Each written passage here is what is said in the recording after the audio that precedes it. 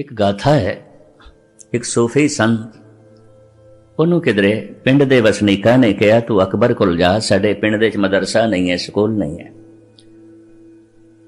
ते तेरा मान सन्मान बड़ा है, तेरे कहण नाल अकबर ने साडे पिंड दे मदरसा बना देना है, बच्चियां दी पढ़ाई का साधन हो जाना है, तू जा। ये फकीर सुते से सवेरे पहुंच गया और उदों अकबर दुआ दे सी और कह रहा सी, हे खुदावंद ताला तू मेरा राज पाठ होर वधा, मेरे खजाने होर भर, मैनू ताकत होर दे, मैं विश्व जेतू बना। इस तरह वह मंग रहा सी। फकीर कहता है मैं ते राजे को लाया सी ते बुलेखे नाल मंगते को ला गए, ये आप पे मंगता है, ये आप मंग रहे हैं। जो वापस होया अकबर नूं भी महसूस होया कोई आया है पिछे और मुड़ रहा है। देखिया पिछे महान सूफी संत हजरत निजामुद्दीन दा चेला। रोकिया, फकीर साईं आए हो, दसो कोई कम की चाहिए है? कहने कुछ नहीं चाहिए, हूँ जिस तो तू मंग रहा सी ना उसे तो मंगांगा, जा तू अपना काम कर। जिस दे अंदर मंग जा रही है मंगता है, जो रज गया है राजा है। इस वास्ते गुरबाणी कहती है मनुख रजेवा लभ रहा और कुछ भी नहीं लभ रहा, तृप्ति लभ रहे। कुछ तार्किक लोगों ने कबीर नूं कहा भी तेनों कदी मस्जिद दे च नहीं देखा, तो नमाज पढ़न नहीं आउंदा।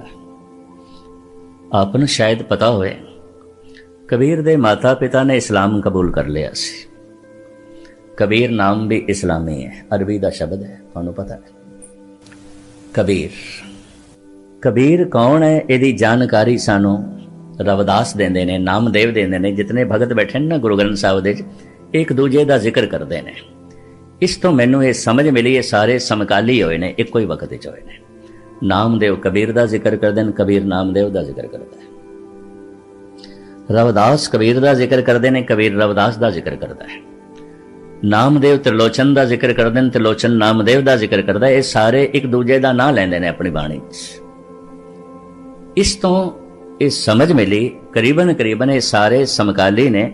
उम्र का ही थोड़ा जिहा भेद होवेगा, 2-4 साल 8-10 साल का, पर होए सारे एको ही समय ने। चलो एक पुख्ता सबूत मैं थोड़े सामने रख दें। कबीर का एक सलोक, हर सो हीरा छाड़ के करे आन की आस, ते नर दोजक जाएंगे सत भाखे रविदास। ये सलोक कबीर का है, कबीर दे सलोकां दे है। कबीर कह रहे ने रविदास बिल्कुल ठीक कह रहे हैं, यदि गल मन लो, तस्दीक कर रहे हैं।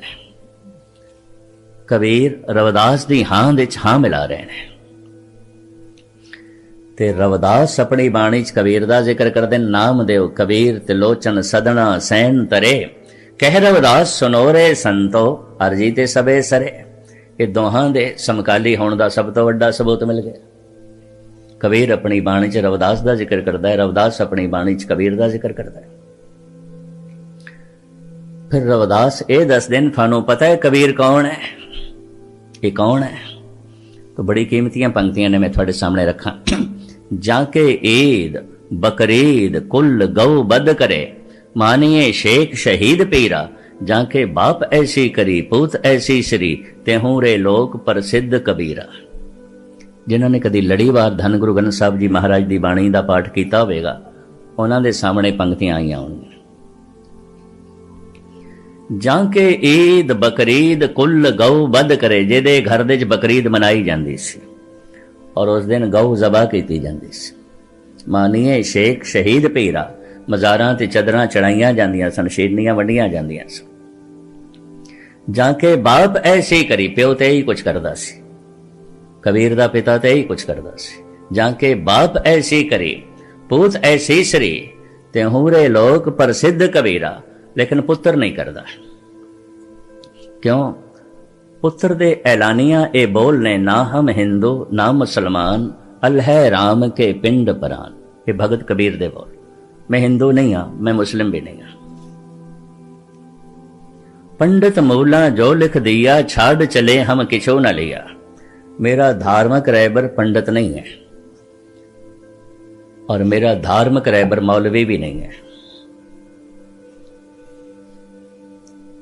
मैं इन्हां दे पिछे चलण वाला नहीं, क्योंकि मैं हिंदू नहीं, मुसलमान नहीं। पर अल्लाह जपण दे च मैनू कोई एतराज नहीं, राम राम कहण दे च मैनू कोई हर्ज नहीं। अल्लाह राम के पिंड परान, ये शरीर ये प्राण अल्लाह दे ने, राम दे ने, पर मैं हिंदू मुस्लिम नहीं हाँ। तार्किक लोगों ने एक दिन कह दिता, कबीर तू कदे नमाज पढ़न नहीं आउंदा, खुदा दा नां लिया कर, बंदगी करया कर, तेनू कदी मस्जिद विच नहीं देखिया। पता है कबीर की कहंदे ने, देही महजिद मन मौलाना सहज नमाज गुजारे। साड़ी देही मस्जिद बन गई, साडा मन मौलवी बन गया। तुसीं 5 वक्त नमाज पढ़ते होवोगे, असीं हर वक्त पढ़ते। साड़ी काया मस्जिद बन गई। भगत पीपा जी कहंदे ने, कायो देवल कायो देवल, कायो जंगम जाति, कायो धूप दीप नहीं बेदा, कायो पूजो पाती। मेरी काया देवल बन गई है, देवता प्रगट हो गया। काया हरि मंदिर बन गई है। मंदिर दे इस वास्ते जाना है किसी दिन जिंदगी हरि मंदिर बन जाए। हरि मंदिर एवं शरीर है तिस विच सच्चे का वास। मस्जिद दे इस वास्ते जाना है किसी दिन जिंदगी खाना खुदा बन जाए। गुरुद्वारे इस वास्ते जाना है कि दिन जीवन गुरु का रूप हो जाए, तो गुरु मान नाल कह दे मेरा अपना ही रूप है। खालसा मेरो रूप है खास, खालसे मैं हूं करो निवास। मंदिर मस्जिद किस वास्ते जाने हैं, परमात्मा याद आवे। पर यकीन जानो जिहदी जिंदगी हरि मंदिर हो जाए, उन्होंने वेख के भी रब याद आंदा है। इस वास्ते असीं अरदास दे च शब्द ऐड कीते हुए ने, सही संत गुरमुख प्यारे मेल, जिन्हां मिलिया तेरा नाम चेते आवे।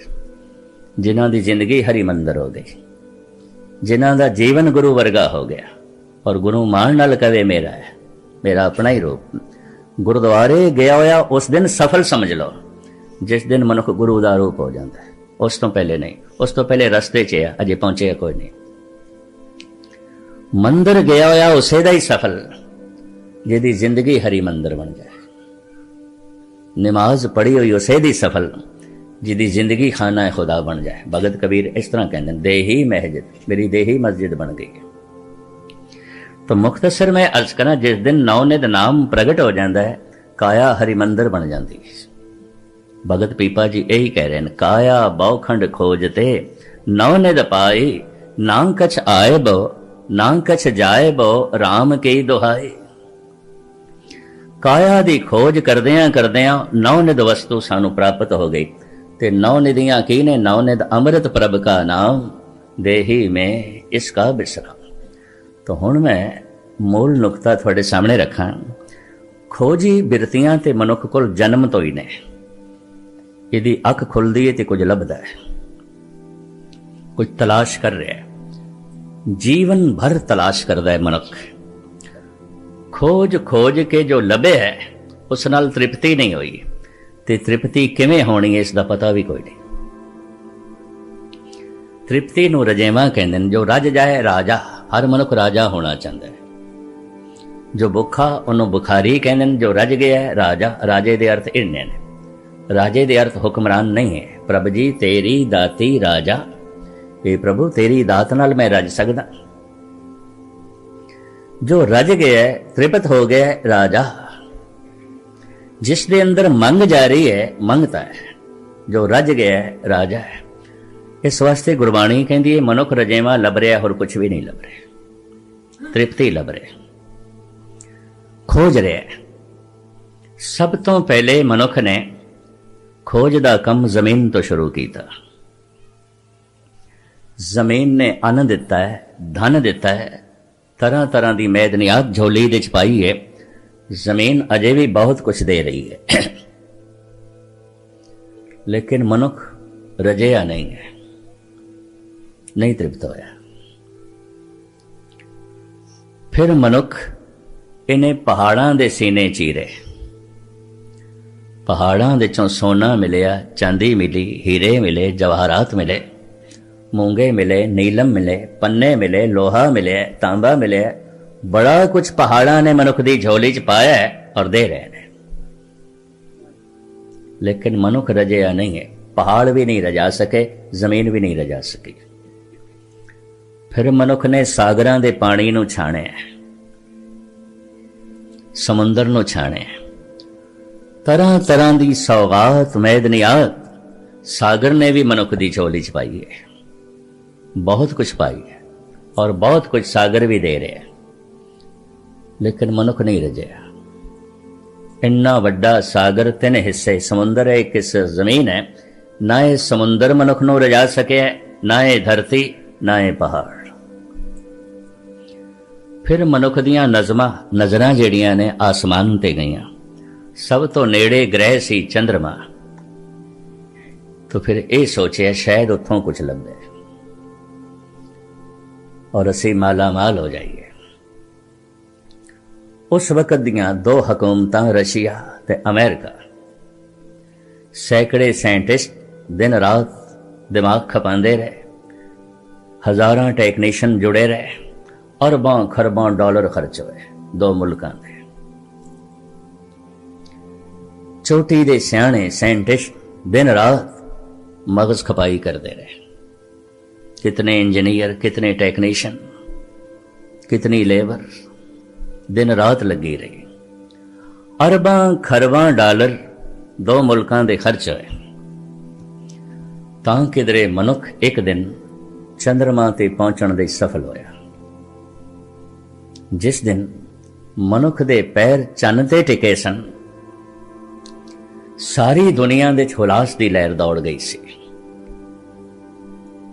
दुनिया बहुत खुश, मनुख चंद ते पहुंच गया, चंद्रमा ते पहुंच गया। उन्हां दिनां दे एक महान उर्दू दा माया नाज शायर जिंदा सी, जिगर मुरादाबादी, हुण ते नहीं है। उहदी जबान चो एक बोल निकलिया, आसमानों की तमन्ना करने वाले जमीन भी हाथ से जाती रहेगी। तू चंद्रमा ते रहने की कोशिश कर रहे हैं, तेनों ते जमीन दे उत्ते भी रहने की जांच नहीं आई। जिहो जिहां दा नरक तू जमीन ते बनाया है, उहो जिहां दा नरक तू आसमान ते बनाएगा। और की करेगा? उत्थे भी वितकरे ले जाएगा, उत्थे भी खून खराबे ले जाएंगे, उत्थे भी तू अपना हंकार ले जाएगा, उत्थे भी तू जात पात दे झगड़े ले जाएगा, उत्थे भी फोका हंकार ले जाएगा। चंद्रमा दी धरती नूं भी खून नाल रंगेगा। और की करेगा? आसमानों की तमन्ना करने वाले जमीन भी हाथ से जाती रहेगी। भावें अरबां खरबां डॉलर खर्च होए, भावें कई साल मेहनत होई, ते सियाणियां साणियां ने सिर खपाया, पर लियाए उथों की मुट्ठी भर रेत ही लियाए और कुछ नहीं। वो मैं रेत देखी है, ह्यूस्टन दे पई सी साइंस म्यूजियम दे। मैं देख के दंग रह गया। मैं कहा हद हो गई, इसे ते अरबां खरबां डॉलर खर्च कीते, ऐ मुट्ठी भर रेत लियांदी। ये भारत देश भी और रेत दिखाने वास्ते लियाए सन। प्रगति मैदान दे 1 महीना पई रही सी, लोकी लैन ला के वेखदे सन। बड़ी लंबी लैन, चंद्रमा दी मिट्टी। मैं कहा हद हो गई, इन्ना खर्च, इतनी मेहनत, लियांदी मुट्ठी भर रेत मिट्टी। हुण मनुख दियां निगाहां मंगल ते ने, शनि ते अगे ने। चंद्रमा तो कुछ नहीं मिलिया, शायद अगों कुछ मिले। तो हम होर अगे जाने की कोशिश पे करते हैं। धन गुरु नानक देव जी महाराज की बाणी कहती, किधरे भी चला जा, तेरी लोड़ां की पूर्ति हो जाएगी, सुख नहीं मिलेगा, नहीं मिलेगा। न जमीन ते मिलेगा, न आसमान ते मिलेगा, न चंद्रमा ते मिलेगा, न मंगल ते मिलेगा। देश बदल ले, घर बदल ले, मुल्क बदल ले, मजहब बदल ले, जात पात तो बदल ले, शहर बदल ले, सुख नहीं मिलेगा। सिर्फ लोड़ां की पूर्ति होगी। फिर किवें मिलेगा, कित्थों मिलेगा? तो साहब कहते ने, एक है जगह ऐसी, अगर तू खोजें मिलेगा। खोज करदे हैं उंज नहीं, लेकिन मिलेगा। वो कित्थे है जिथों मैं खोज करां ते रज जावां। साहब कहते ने, इस मन को कोई खोजो भाई, मन खोजत नाम नौ निध पाई। अगर 10,000 किधरे सत्संगी बैठे उन किसी भी धार्मिक मंदिर दे, कोई एक कद होंदा मन की खोज करने वाला, बाकी नहीं, बाकी नहीं। कोई एक अद, ये गिणती है, निराशाजनक है। इस वास्ते हज़ारां साल पहले भी कोई करोड़ां च एक अद भगत होंदा सी रब नाल जुड़े होया, अज भी उतने ने। मैं नहीं कहता धरती खाली है, अज भी है, पर 6 अरब के करीब जमीन ते मनुख पे वसदे ने, 600 मनुखों तो ज्यादा नहीं होंगे, बस इतने। ये तो कुछ भी ना हुई, ये तो औसत कुछ भी नहीं है। यकीन नहीं बजदा कि मन दे चों सुख मिलेगा, आनंद मिलेगा, महारस मिलेगा, खेड़ा ते खुशी मिलेगी। भगतां संतां ने ते ऐसा कहा सानू, अवतार ते यही कहते रहे ने, लोड़ां दी पूर्ति बाहरों कर, आत्मक आनंद तू अंदरों लै, खुशियां तू अंदरों लै, खेड़ा तू अंदरों लै। इस मन को कोई खोजो भाई, मन खोजत नाम नाव निध पाई।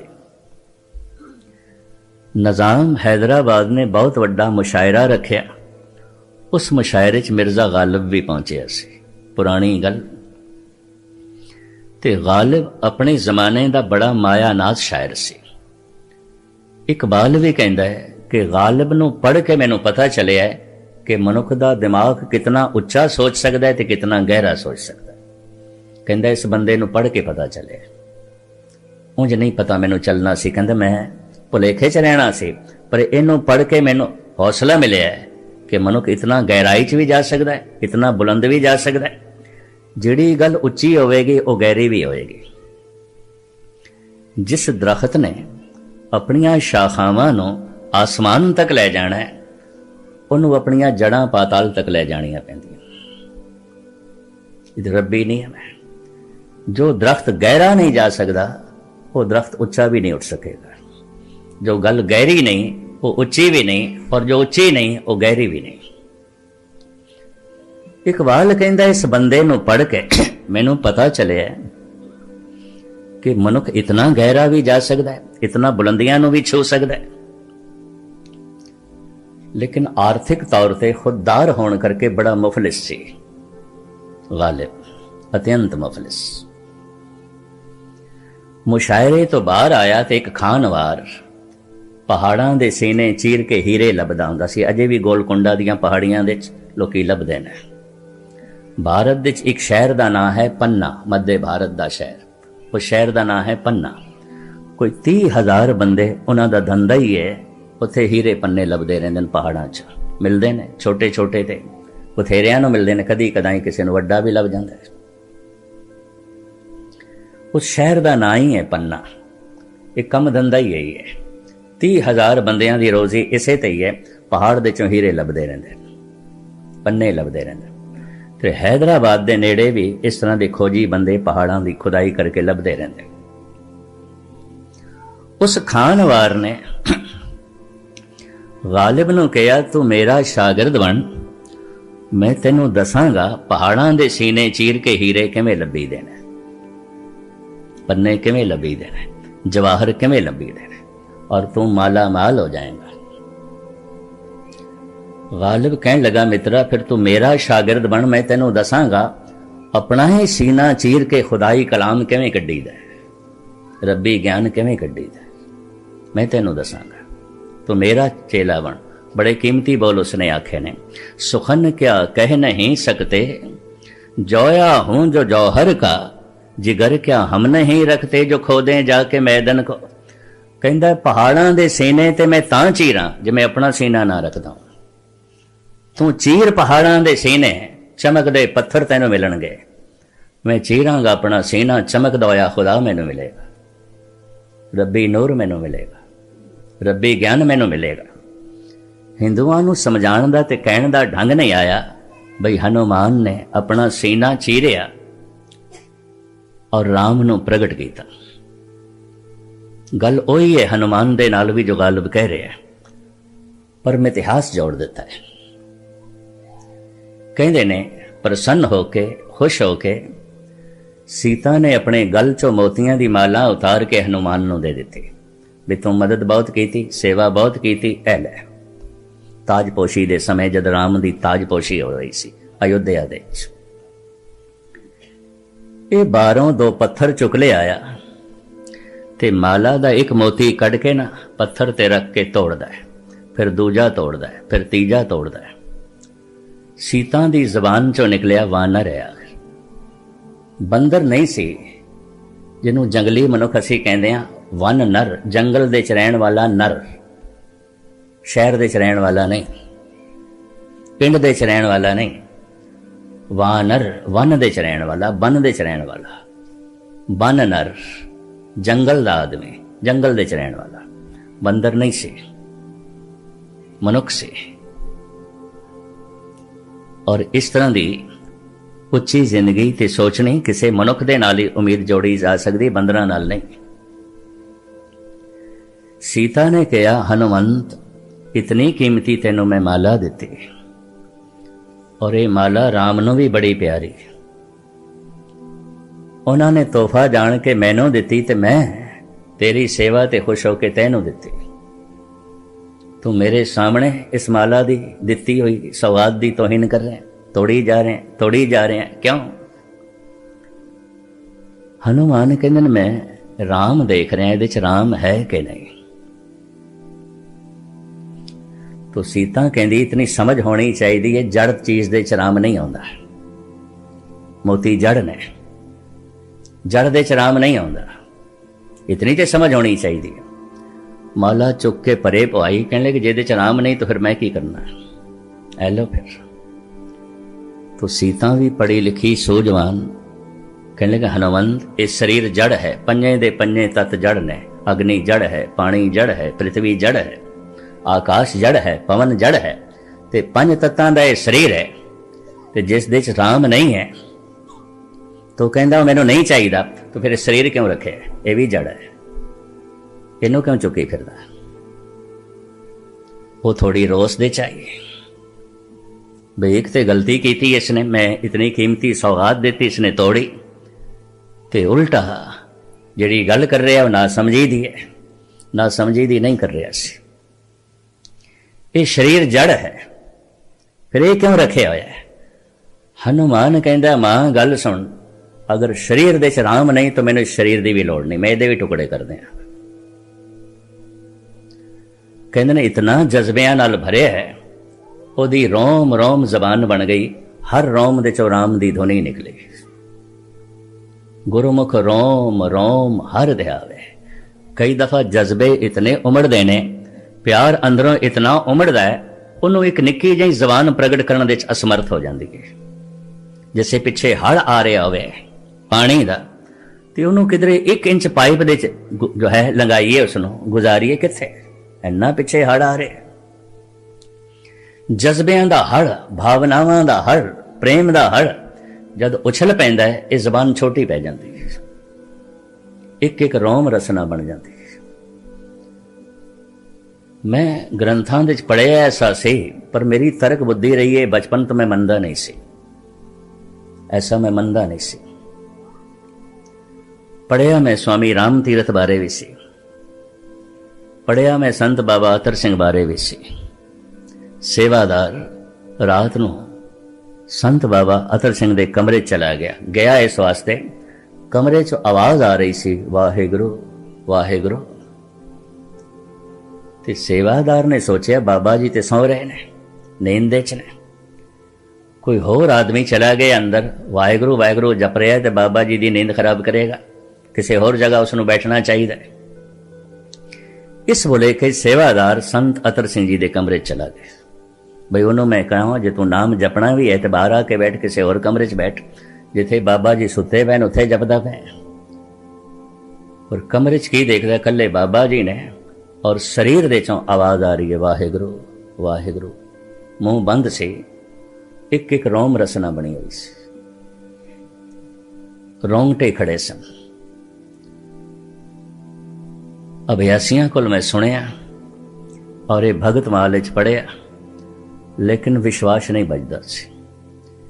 फिर इन्हां अखां ने 1-2 पुरुष देखे ने, और अजे भी मौजूद, जिन्हां दी मैं ये दशा देखी, जिन्हां दी मैं ये हालत देखी। ऐसी हालत देख के सब तो पहले जो मैनू दिखाई दिता, अपनी भुल दिखाई दी, अपनी मूर्खता दिखाई दी। मैं कहा नहीं, ये जो बाणी कह रही है गुरुमुख रोम रोम हर आवे, गुरुमुख इतना जज्बिਆਂ ਨਾਲ भर ਜਾਂਦਾ है, इतनी भावनावां ਨਾਲ भर ਜਾਂਦਾ है, एक जबान छोटी पै जाती है, रोम रोम रसना बन जाती है। धन गुरु अर्जन देव जी महाराज ने एक थां ते फरियाद की है, कोट करन दीजे प्रभ स्वामी हर जस सुनिए अबनासी राम। तू दो कन दिते ने मैनू, इको ही थां मैं तेरा जस सुन सकदा। चारों पासे जिथे भी पुराण राही कुरान राही किसी भी संत दे कलाम राही हे प्रभु तेरी सदा गूंज रही होवे, तेरे नाम दी चर्चा हो रही होवे, मैं सुनना चाहना। तो सिर्फ दो ही कन दिते ने, एक ही जगह मैं सुन सकता। गुरु अर्जन देव जी, कोट करन दीजे प्रभ स्वामी, ये प्रभ मैनू करोड़ा कन दे। इन्हां दो कन्नां नाल गल नहीं बनदी। की करोगे? करोड़ा कन्नां दा की करोगे? हर जस सुनिए अविनाशी राम, तेरे जस दे इतना आनंद है, आनंद है, आनंद दा सागर है, पर की करा कन्नां दे दो कटोरे बड़े छोटे ने, मैनू करोड़ा कन दे, मैं हर पासे सुना। और उस लंबे चौड़े शब्द दे सतगुर ने मंगया, मैनू करोड़ा जबान दे। की एक जबान दिती? तेरे नाम जपण दे इतना रस, इतना आनंद, एक ही जबान तो दे दी, मैनू करोड़ा दे। भाई गुरदास भी ऐसा कहते हैं, कहते ने करोड़ा ही रोम ने शरीर दे बन जाते हैं, एक एक रोम रसना बन जाती। गुरमुख रोम रोम हर दयावे। टीड़ी गढ़वाल दा राजा ते स्वामी राम तीरथ नूं पागल समझ बैठा सी। ਉਹਦੇ भी रोम रोम दे चो राम दी धुन निकली सी। रात दा वक्त उन्होंने मेहमान खाने ठहरे होया, ठहराया उन्होंने, पर यह धुनी सुन के राजा भी हैरान होया, मैं कोई पागल बंदा तो नहीं वाड़ लिया, किसी पागल बंदे नाल ते दोस्ती नहीं कर ली मैं। ये प्रोफैसर पूरन सिंह ने सारी वार्ता लिखी स्वामी राम तीरथ दी। तो कहने तो मुराद, जद रोम रोम दे चों राम दी धुन प्रगट होई तां हाथ जोड़ने पै गए सीता नूं भी। हाँ, शरीर भावें जड़ है, हनुमंत इस जड़ दे विच भी राम है। भावें पत्थर जड़ है, उस विच भी राम है। कोई ऐसी जगह नहीं जिहदे च राम नहीं है। राम तो बिना कुछ भी नहीं है। सब कुछ ते राम दे च है, सब कुछ ते परमात्मा दे च है। उत्थे सीता दे हथ जुड़ गए। गालिब कहंदा है, सुखन क्या कह नहीं सकते, जोया हूं जो जौहर का, जिगर क्या हम नहीं रखते, जो खोदे जाके मैदान को। पहाड़ां दे सीने में तां चीरां जिवें अपना सीना नहीं रखता। जद भी प्रभु दा नाम प्रगट होंदा है, अपने सीने चों ही प्रगट होंदा है। खुदाई करनी पैंदी है। ठीक है, मनुख ने जमीन की खुदाई की थी, जमीन ने बड़ा अन्न धन दिता है, पहाड़ा ने बहुत कुछ दिता है, सागर ने बहुत कुछ दिता है और दे रहा है। आसमान तो अजे ते भावें मनुख मिट्टी ले आए, पता है कल की ले आवे, लेकिन जो कुछ भी ले आएगा लोड़ां दी पूर्ति होवेगी, आनंद नहीं मिलेगा, सुख नहीं मिलेगा। वो ते उस दिन मिलेगा जब जीवन विच खोज करेगा। तो पातशाह दी बाणी कहती है, इस मन को कोई खोजो भाई, मन खोजत नाम नौ निध पाई। इस दी खोज किवें करिए? मैं एक दफा फिर दोहरावां, पदार्थ लभना है, बाहरों लभना पेगा, लभना चाहिए है। परमात्मा लभना है, अंदरों लभना पेगा, बाहरों नहीं मिलेगा। बाहर टोले सो भरम बुलाई। गुरु तेग बहादुर साहब जी महाराज कहते, काहे रे मन खोजन जाई, सर्ब निवासी सदा अलेपा।